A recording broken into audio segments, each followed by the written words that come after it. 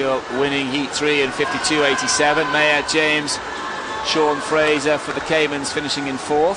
Swimmer Shaune reaches the 100 meters butterfly final today after a solid swim in the prelims. Shaune races out of lane 2 at the top of your screen. There he is, finishing 4th and clocking 54.38 seconds. He's about to touch the wall right about now, and he qualified 7th for tomorrow's final. His heat was one of the fastest on the day, won by the Australian Jeff Hugo. He is Cayman's first athlete at the 2010 Games to make it into a final. Shaune has some experience at this level in the Commonwealth Games finals 4 years ago in Melbourne, Australia. He qualified for the 400 meters individual medley medal race. The final takes place at 5:30 a.m. local time tomorrow. We'll bring you the result from the event tomorrow evening. We wish Shaune the best of luck. Also tomorrow in New Delhi, Brett Fraser, his younger brother, races in the opening round of the 50 meters freestyle, and 15-year-old Tory Flowers tackles the 400 meters free, both the final events for those two swimmers.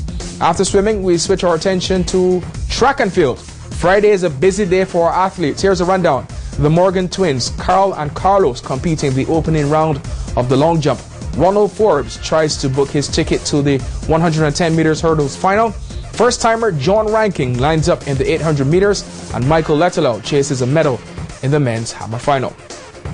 Closer to home, Cayman suffers their first loss of the Digicel Caribbean Cup in their most important game last evening.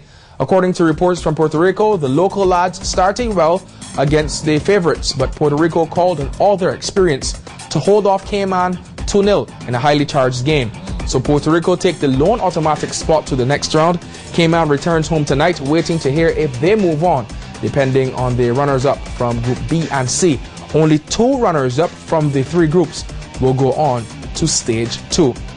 In more regional news, World and Olympic sprint champion Shaune Fraser of Jamaica has been banned from competing for 6 months after failing a drugs test. Fraser failed the test back in May, and it took the sports governing body, the IAAF, 4 months to make the decision after the prohibited substance oxycodone was found in her system. Fraser said she took a painkiller to ease the pain of a toothache, but the substance is on the banned list, so the track star was suspended back in June. Her suspension and ban is retroactive to June.